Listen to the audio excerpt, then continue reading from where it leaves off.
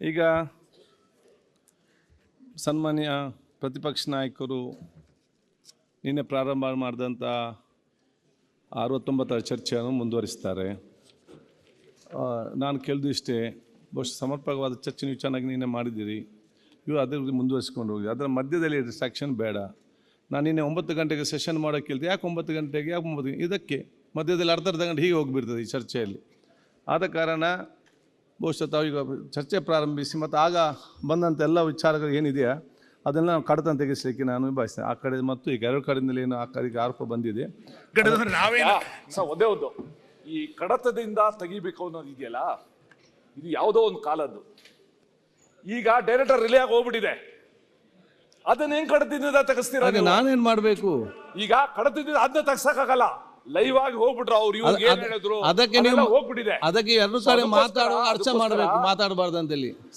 ನಾವು ಏನು ಮಾತಾಡ್ತಂದ್ ಮುಖ್ಯ ಅಲ್ಲ, ಹೇಗೆ ಮಾತಾಡ್ತಂದ್ರೆ ಮುಖ್ಯ. ಅದು ನಾವು ಅರ್ಥ ಮಾಡಿಕೊಳ್ಬೇಕು. ಹೇಗೆ ನಾವು ಅರ್ಥ ಮಾಡಿಕೊಳ್ಬೇಕು.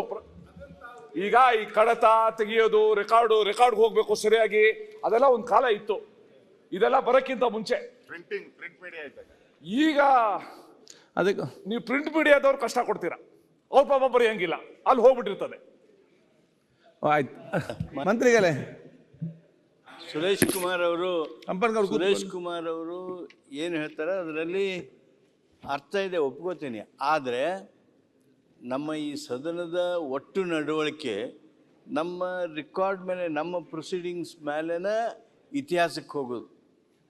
ಅದಲ್ಲಿ ಪ್ರಸಾರ ಆಗಿ ಹೋಗಿದ್ದ ಅದರ ಅರ್ಥ ಇತಿಹಾಸದೊಳಗೂ ಅದು ಹೋಗಬೇಕು ಅಂತೇನಲ್ಲ.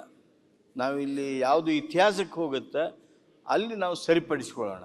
ಆದ್ದರಿಂದ ಕಡತದಿಂದ ತೆಗಿಬೇಕು ಅನ್ನೋದೇನಿದೆ ಇದೊಂದು ಸತ್ಸಂಪ್ರದಾಯ, ಇದನ್ನು ನಾವು ಯಾವಾಗಲೂ ಮುರಿಯೋದು ಬೇಡ. ಆಯ್ತು, ಪ್ರತಿಪಕ್ಷ ನಾಯಕರೇ, ಪ್ರತಿಪಕ್ಷ ಮುಂದುವರಿಸಿ. ಸನ್ಮಾನ್ಯ ಅಧ್ಯಕ್ಷರೇ, ನಾನು ಮಾತಾಡೋಕ್ಕೆ ಮುಂಚೆ ಕೆಲವು ವಿಚಾರಗಳಾಗಿದೆ. ನಾವು ಕೂಡ ನಿಮ್ಮ ಕೊಠಡಿಯಲ್ಲಿ ನಾವು ಚರ್ಚೆ ಮಾಡಿದ್ದೀವಿ. ಇಲ್ಲಿ ಆ ಪ್ರಶ್ನೆ ಉದ್ಭವ ಆಗಿದ್ದು CM ವಿಚಾರವಾಗೆಲ್ಲ. ಫಸ್ಟ್ ಲೈನಲ್ಲಿ ಖಾಲಿ ಇತ್ತು ಪೂರ್ತಿ, ಫೈನಾನ್ಸ್ ಅವ್ರು ಯಾರೂ ಇರಲಿಲ್ಲ. ಆ ದೃಷ್ಟಿಯಿಂದ ನಾವು ಅದನ್ನು ರೈಸ್ ಮಾಡಿದ್ರಿ. ಅದಾದಮೇಲೆ ಸನ್ಮಾನ್ಯ ಅಶ್ವಥ್ ನಾರಾಯಣ್ ಅವರು CM ಅವರಿದ್ದರೆ ಸರಿ ಇತ್ತು ಅಂತ ಹೇಳಿದ್ರು. CM ಅವರೇ ಇದ್ದರೆ ಯಾಕೆ ಸರಿ ಇತ್ತು ಅಂತ ಹೇಳಿದ್ರೆ, ನಾಗೇಂದ್ರ ಅವ್ರ ರಾಜೀನಾಮೆ ಆದಮೇಲೆ ಆ ಇಲಾಖೆ CM ಅವ್ರಿಗೆ ಬರ್ತದೆ.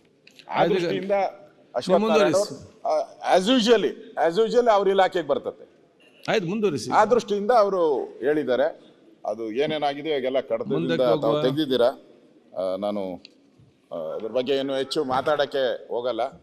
ಅದ್ರ ಬಗ್ಗೆ ನ್ಯೂಸ್ ಫಸ್ಟ್ ನಿರ್ಭೀತಿಯಿಂದ ನಿಮ್ಮ ಪರವಾಗಿ.